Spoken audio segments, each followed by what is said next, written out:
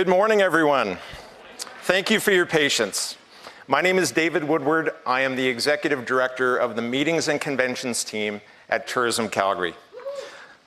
I'd like to extend a warm welcome to all of you, both our in-person audience and those that are attending today online, to this next session, The Secret Sauce for Cultivating Belonging and Building Vibrant Communities. In a moment, our speaker, Dan Berger, is going to take us through a presentation discussing how we define community, the importance of fostering a sense of belonging, and the impacts of bringing these essential concepts forward in our events and in our everyday life. I can honestly say that I'm really looking forward to this session, as community spirit and being a collaborative, welcoming destination is something Calgary truly prides itself on. From unique event activations, like our infamous white hat ceremonies that provide delegates with authentic local experiences, inviting them to become members of our community, to investments in the infrastructure projects that will bring our local community and visitors from around the globe together to learn, grow, and share experiences. Calgary is currently investing in the 1 million square foot expansion project at our BMO Convention Centre on the grounds of the Calgary Stampede. This facility, set to be completed in 2024, will anchor the new culture and entertainment district with a vision of becoming Calgary's gathering place, a neighborhood for belonging and celebration for all. Together with our Calgary TELUS Convention Centre, Calgary will become the largest convention destination in Western Canada. I'm excited to listen to and learn from Dan's expertise and to bring back insights from this session so we can continue to innovate and improve our programs and services and foster a great sense of belonging for locals and for visitors. With that, a few housekeeping notes. First of all, I hope to see you all at the Give Back Bash tonight, presented by Tourism Calgary. Gonna kick it up a little in Western style. We encourage you to ask your questions throughout the session today in the Questions tab in the app. There are also microphones available for questions from the live audience. And before the session ends, we're going to take a few moments for everyone to complete the evaluation, as your feedback is vital to the development of future PCMA programming. All evaluations for sessions added to your schedule can be found on the session pages or in the notifications at the bottom of the app. Also, before you leave, please share your top takeaway from today's session in the chat space. Your participation in this is critical if you want to maximize your collective learnings from this week. You'll walk away with even more tips and ideas to test from our closing keynote, where we will showcase the most impactful takeaways from the entire week. With that, it is now my pleasure to introduce today's speaker, Dan Berger, the chairman at the Belonging Project. Please join me in welcoming Dan to the stage. Okay, great, thank you. So first of all, I'm really sad to not be there. I was in Minneapolis. I live in Boise, Idaho. I was in Minneapolis, the Minneapolis airport yesterday, and my flight got canceled. I was looking forward to being there in person. I decided to turn around because there was no way I could have made it in time.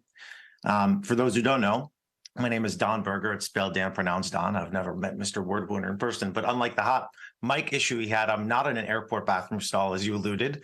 I'm back in my home in Boise, Idaho, and unfortunately not present with you. It would have been my pleasure to be there. And I was looking forward to it because it would have been a reunion of sorts to have seen many old friends, because I haven't been in PCMA since 2018. But I want to just quickly jump into my presentation, and I want to trace route my traumas to my early childhood.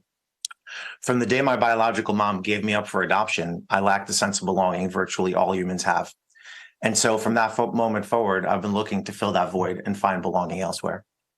This search for belonging continues 41 years later and has led me to the present session for you all today. Like I said, my name is Don Berger, and I'm here to talk to you today about how to integrate belonging into your programs in order to make them even more meaningful for attendees.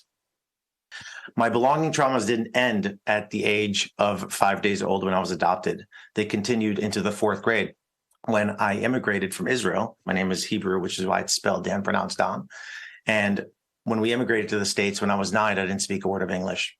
So my belonging trauma only amplified.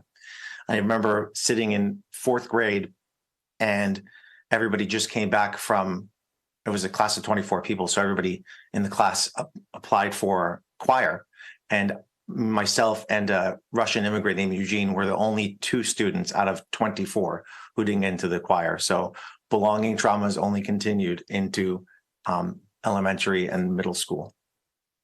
So like most CEOs who, David didn't mention my background, I started a company called Social Tables. I sold it for $100 million to Cvent back in 2018. I'm glad I'm actually not there in person, so you don't have to lash me for selling out to a big tech giant. But Social Tables is the preeminent diagramming software you've all used in your programs and events. And like most white dudes who sell their companies, I decided to write a book on something. But unlike fueling my ego and talking about building a successful business, I decided to write a cookbook of sorts for young adults on how to find their sense of belonging. It's not out yet. It'll be out sometime in 2024 on Forbes Books. What I'm here to present about today is basically the result of 2 years of research that I've never before shared. This is the only second time I'm talking about belonging. I've in the past talked many times about meeting design and so many other things, but I'm here to talk about things I've never talked about before and how to apply the research I've developed to events.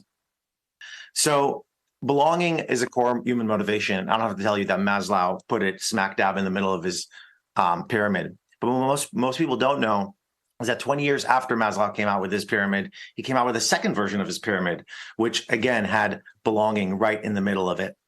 I'm not going to go into the details of what he changed, but basically at the top, instead of self-actualization, which is what everybody talks about all the time when they refer to Maslow, he actually put transcendence in the top.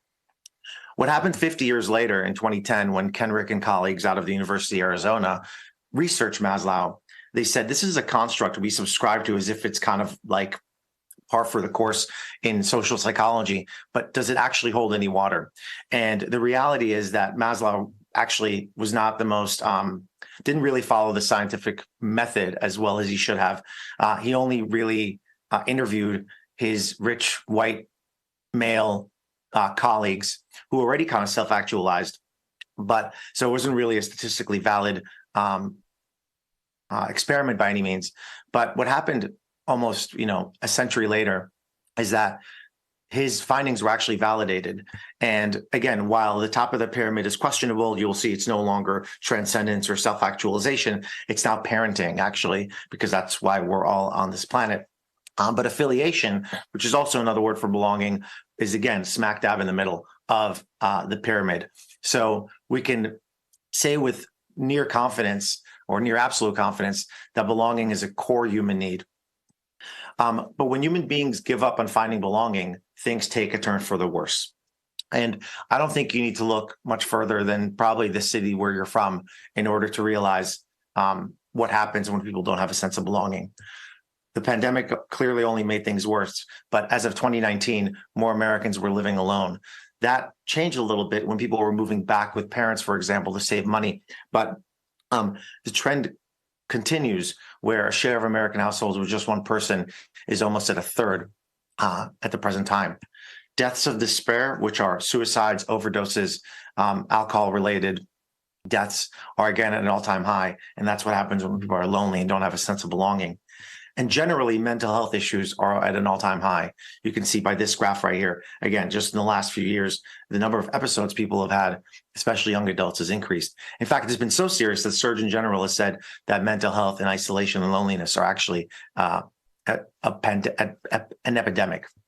And these are just not the only consequences of lack of belonging. There's isolation, radicalization, and so on, tribalism. But the good news is that when people are intentional about finding belonging, there are many positive outcomes. Apart from happiness, individuals with a strong sense of belonging have better health, better well-being, according to Baumeister's kind of preeminent research on belonging, and more meaningful perception of life. So we, as community builders, play a role in making that happen. So whether you are a DMO executive, whether you're a meeting planner, or whether you're an association member, which you probably are since you're at PCMA's Educon, We as community builders play a role in making that happen and helping people find a sense of belonging. And I'll show you how in a second. So I will be using the word community interchangeably to represent both the associations we represent, and the events and meetings and programs that we plan. And that's because, in a way, events and meetings are temporary communities. And the reality is that healthy communities can help people deepen their sense of belonging, and as a result, decrease loneliness. So going to an event, going to a regional event, whether it's a meetup of your colleagues, community of practice, community of interest, or going to a multi-day conference, and as we'll soon see, also going to concerts and things like that, decreases loneliness and increases our sense of belonging. Let me just quickly take a step back and talk about what belonging is. So belonging is the feeling of being accepted and valued and included as you are in a certain environment. That means you can show up, your authentic self, kind of know as vulnerable as you are, with no expectations, and you don't feel judged. You feel like you're contributing. You feel like you're seen for the value that you bring. And really, there are 3 levels of belonging. The first level is I belong somewhere. And that's a good feeling.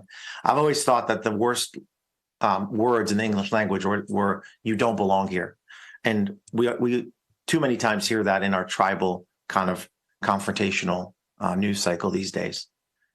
The second level of belonging is I belong somewhere where I'm affirmed. In other words, I am seen for who I am, and therefore my personality and my values are affirmed because they are mirrored, or they're reciprocated, or they're responded to in the environment that I'm in.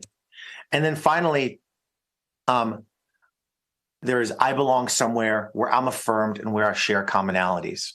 So a conference like PCMA is a perfect example. Many of us go and continue to go on an annual basis because we feel like we belong, our identity is affirmed, and the people around us, the people sitting next to you right now, share commonalities with you. So this is probably if you're going to take any, I can't even see you guys, unfortunately. I can't even see the screen, so I'm driving blind a little bit here. But this is the most important slide I'll probably be sharing today, or one of the most important slides. My research at least, shows that there are 6 paths to belonging. And this is after a real kind of environmental scan of all the literature out there. And I want to quickly go over each of these paths with you, because the reality is that in the communities that we create, the programs that we're responsible for, the events and meetings that we design, all lead to belonging in one way, shape, or form. So let me kind of use my fancy laser pointer here. One second. Okay, so hopefully you can see that. Let me see if I can see that. Yeah, I can see that. Good. All right. So the first path is intimate relationships. Those are characterized by secure attachment. So whether it's a romantic relationship with your partner at home, whether it's a platonic relationship with your best friend, or whether it's a familial relationship with your close nuclear family, the thing that I lacked and shared in the beginning of this talk, intimate relationships are a key path to finding belonging. Next is micro interactions. These are the social interactions. They're kind of casual. They lack depth, but they still give us a sense of belonging. It's kind of getting the usual from the barista. It's running into people in the grocery store. It's waving to neighbors. It's that thing we do at a conference where we see a friend that we haven't seen in a year and pretend like we just saw them yesterday. Next is collective affiliation. This is group membership or a participation in a collective. It's being members of associations, going to events, attending conferences, maybe having a book club, etc. Symbolic bonds are another path to belonging. That's everything from reading fiction, where we connect to characters. The same is true for TV shows, by the way. It's looking at photos and memories because they're parasocial bonds. They remind us of bonds we have with people. Or eating comfort food that reminds us of memories with people. Again, parasocial bonds. So it's a sense of connection to someone else without their presence. Next is esteem building. These are status-seeking activities for approval or praise. It's why we do the award shows at at our conferences and our organizations. It's having pets, right? That pet that kind of gives you unconditional love. It's driving a luxury car for some people because they feel like they're showing their self-worth. It's having a following online, all those people dying for likes and followers and wanting to be influencers. It builds their esteem. It's another path to belonging. And finally, transcendence. And that's a personal path. It's kind of finding connectedness and acceptance by connecting with yourself through meditation, prayer, mindfulness, and so forth. For the purposes of our talk today, we will focus on collective affiliation, and that's kind of group membership path.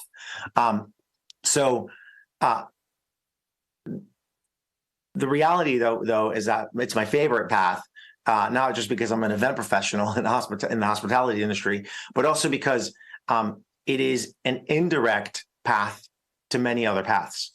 So, for example, by being a part of a group or going to an event, we can get to deeper friendships. We can even find romantic partners. Some people have met at conferences, right? We can boost our self-esteem and so on. So collective affiliation is probably the biggest unlock for all the other paths to belonging. And collective affiliation is the business that we are all in, meetings and events. So I want to quickly go over a quick study with you. This is based off of several festivals, specifically Burning Man, but several others as well. Basically,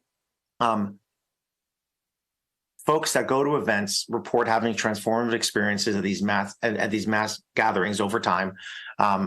Kind of get a feeling of universal connectedness, and they have a new perceptions of others.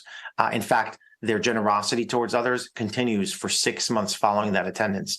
And people self-report that they have a sense of belonging from that event, which was short-lived. It didn't last for more than 3 days, maybe a week. But that feeling of belonging continues for a year or more afterwards. So cultivating a sense of belonging in our events is really important because it continues the connection that people have to the groups that we represent. And probably the most significant finding resonates with folks who say when we meet, we change the world, because the reality is that meetings and events that have all these positive outcomes can actually lead to lasting changes in people's moral orientation. So this is so important because what the science is showing us is that a really great keynote or a really good program can actually change people's moral orientation and lead them towards the place that we're trying to get them to. And even more recently, the science is showing us that this idea of being on the same wavelength is actually true. And what we've seen, up until now, scientists have studied brains one at a time. But when you study brains at the same time that are exposed to the same thing, you see what's called this kind of collective neuroscience, which is basically the idea that we're looking at multiple brains at the same time. And when people are presented with visual and audio signals that are similar, their brains respond in a different way. So this idea of being on the same wavelength, which is a term we've all heard and used, is actually true and can shape a collective consciousness together. So this idea that when we get together, and right now I'm speaking to you, and I'm in a way shaping some of your thoughts and your orientations, that's happening collectively and thus can have bigger impact than one-on-one.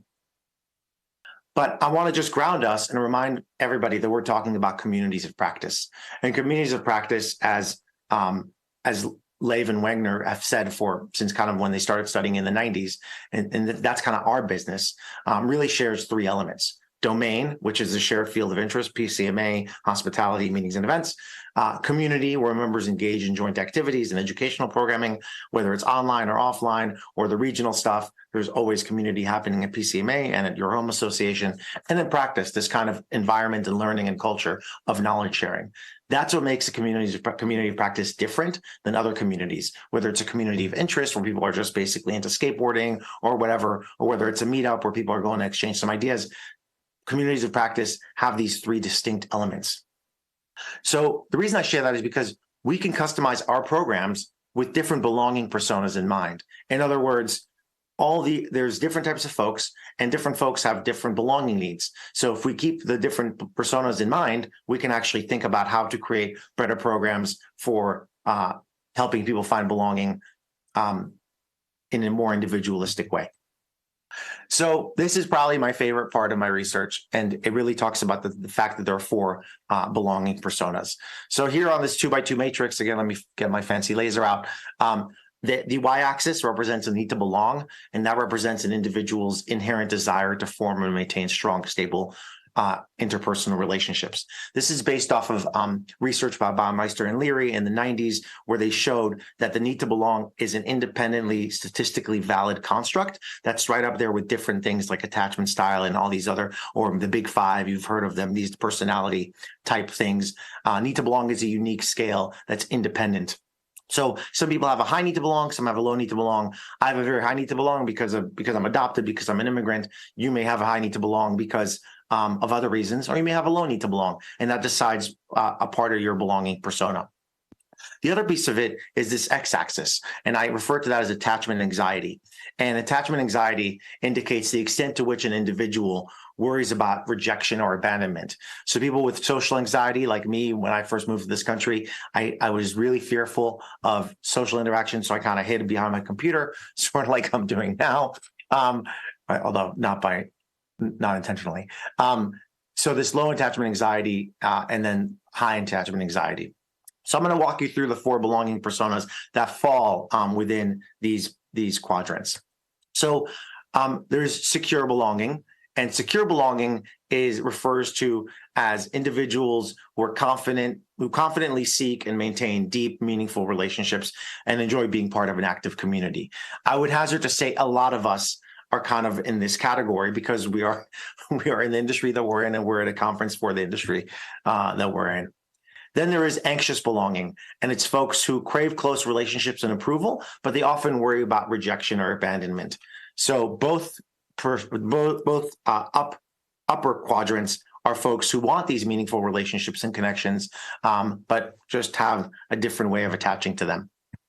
Then there's independent belonging. These are individuals who value autonomy. They prefer casual interactions and self-connection over deep social commitments. You probably have a few family members or friends who are like that. Maybe even have a partner who like that, who's like, no, honey, you go out alone. I don't feel like seeing people today. And then there's ambivalent belonging. These are individuals who fluctuate between seeking social connections and fearing rejection. And they kind of prefer low risk and indirect bonds, and low risk interactions and indirect bonds in order to meet their needs. So instead of you remembering these personas, I have come up with animals to represent them. And I wish this was supposed to be so interactive, and I'm so sad that it's not. But instead I'm just talking at you, which is I hate doing. But anyway, if there was some audience participation, I would encourage you to try to guess which animals represent which quadrant. But instead, I'll just tell you. So secure belonging is I represent as dolphins. And I chose dolphins because they're known for their intelligence, their sociability, their strong familial bonds.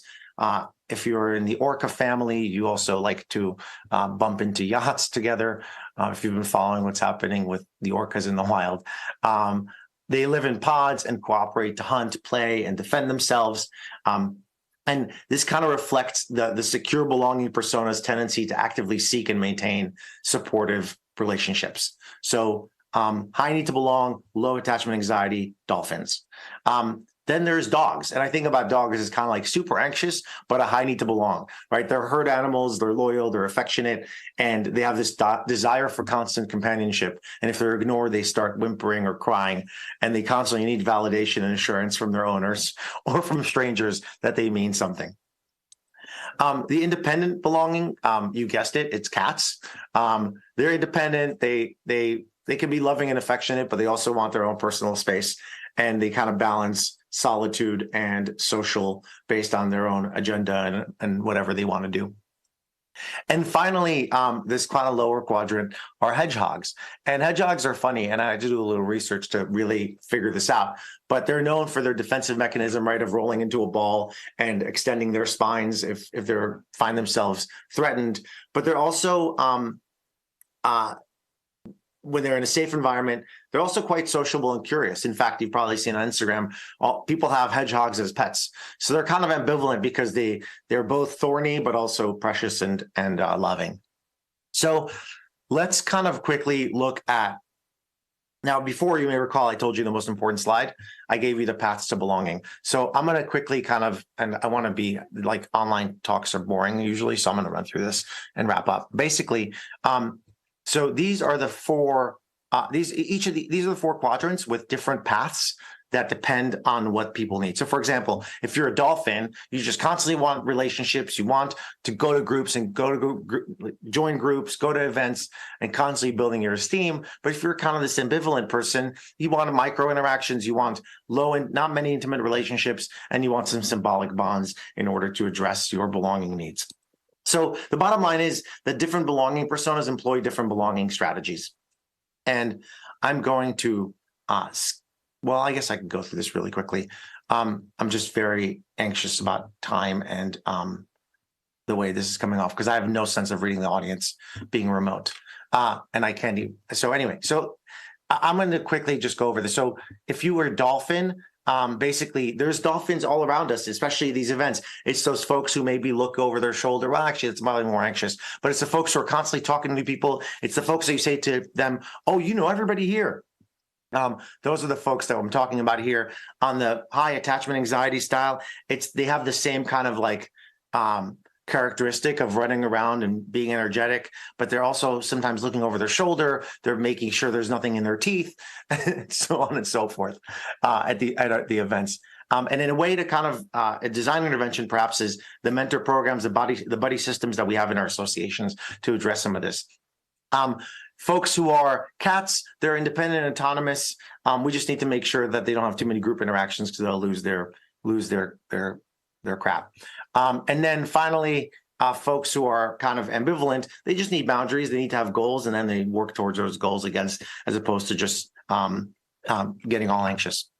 But keep in mind that everybody has a unique belonging tank. So again, referring to the research, Pravati and colleagues back in 2016 out of the University of Buffalo came up with this concept called the social fuel tank, which is basically the idea of like how many strategies do we need to employ in order to feel like our tank is full. And I'll just kind of give you the cheat sheet. The average number of belonging strategies a person employs is about 7.1. So if you think back to how many things you do to feel a sense of belonging, there's probably 7. And then the range from 2 standard deviations removed from the mean is actually 3 standard deviations is 2 to 17. So the average person has 7 things. Okay, so here are 2 examples of belonging tanks. Some people have an empty belonging tank, even they do a bunch of stuff. That means they're still lonely. And some people have a full belonging tank and they don't need a lot of stuff. So what I'm trying to say is that focusing on member attendee belonging can help meet business objectives. And I want to show you the critical path to community and how this actually comes true. So if I think about the critical path to belong to community, there's really 5 steps. The first is hospitality. It's the feeling of I feel welcome, people are genuine. Then there is safety. I feel safe. I can be myself. I don't feel judged. That follows by engagement. Once you feel safe, you can then eagerly participate and learn from others because you're in a kind of open, curious mindset. Then there is engagement leads to commitment because you're spending time being engaged. You're more committed and you prioritize the community and you're committed to our collective success. And finally, you get to belonging, where after you have organizational commitment, you feel like you belong here and you see how others belong here. So here are some ways that we can see in our communities how this critical path kind of comes to life. So hospitality, again, kind of the first step. There's warmth in the way people interact. The experience is not overwhelming. Safety, members are open and vulnerable. Members respect and trust each other. Engagement, members cross-pollinate beyond the kind of immediate circles, and all members participate and contribute to a certain extent. Commitment, member retention is high. Members refer other members and ensure they succeed. And then belonging, members proudly identify with the community and they advocate for the community's success. They have a stake in the community. And here are metrics that can show the business objectives I'm referring to. So hospitality, there's peer recognition. People don't just take credit for stuff. They're constantly thanking and recognizing others. There's safety. That's through diversity metrics. We can show their safety in our community by showing diversity metrics. Engagement, we can see engagement scores. We can see participation rate as a proportion of the overall signups or whatnot.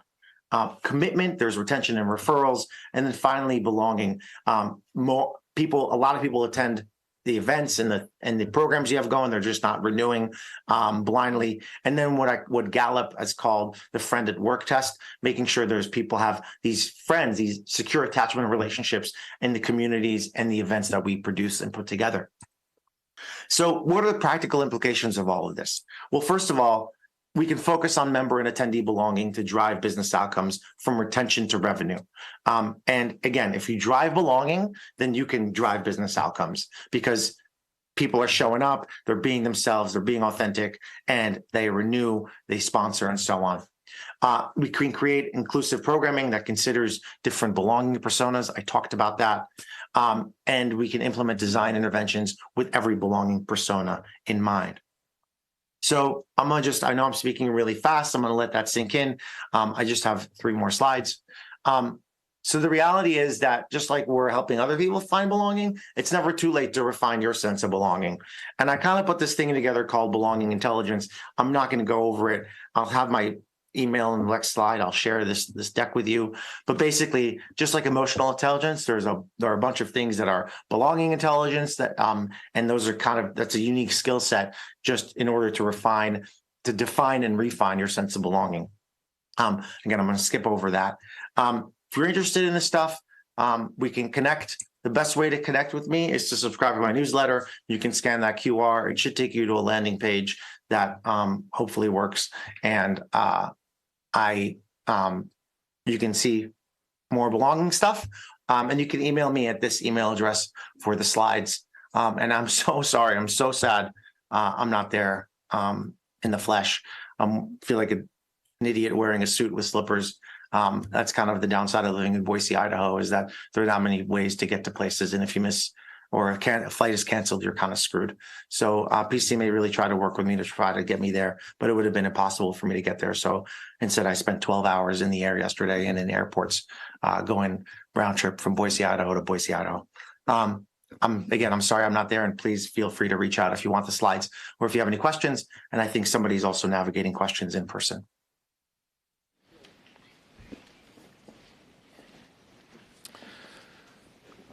Thank you very much, Don. I'm going to share with you the first question that's come up in the chat room, which is, how can I identify the belonging personas of my audience? That's such an incredible question. Could you just guys mute as soon as I start talking, because then I hear an echo. That's such an incredible question. Okay, all right, so to do that, let me just go to that slide real quick. And I'll use the animals because they're cute and fun. So I think we all have a sense of who these people are, but there are tests for it. So there's literally a 2-minute, not even 30-second test called the Need to Belong score. It's like 10 questions. Anybody can take it. It's free. It's online. Need to Belong. The same is true for attachment anxiety. If you email me, I can send you direct links to those tests, and you can run them. But I also think that we in the hospitality industry and we as event and meeting professionals, we have that sixth sense that can identify this. So I don't think we shouldn't make a mountain out of a molehill. We should just know there's different personas and think about all of them. But certainly there are ways to truly identify it if we want to through those tests, which again are super simple. And there's probably ways to also deduce it from other surveys you've conducted. So I'm happy to talk to you. By the way, just so everybody knows, I don't get paid. I'm not a consultant. I just do this because I really want to. My mission is to help every person in the world find a sense of belonging. So I'd be happy to help you figure that out if you'd like. Thank you very much for the question. Thank you, Don. Next question is, how have those belonging personas changed through COVID? Fantastic question. I don't think the belonging personas have changed. I think people have doubled down. I think 2 things happen. The first thing is people have doubled down on bad belonging paths. We see that online with people just going to the dark places on the internet. And that leads to a lot of bad decisions. So we've seen the strategies change because they're a false positive for giving us belonging. They're not, the personas have not changed themselves. These are innate and related to our genetic set point and the circumstances in which we were raised before the age of 12, which is the critical childhood development. So the belonging personas, there are things you can tweak. And in my book, I'll be talking about this a lot, but basically there are things you can tweak in order to change your belonging persona. But at the end of the day, for the most part, you are who you are and you can't change it. That's according to Steven Pinker and many others. There's a lot of research on this. I can send you the research. The belonging persona is what it is because of our genetic set point. Thank you, Don. Just a reminder to the in-house audience, we do have a microphone if you have any questions you'd like to ask Don. Yep, and I can hear you great, so thank you.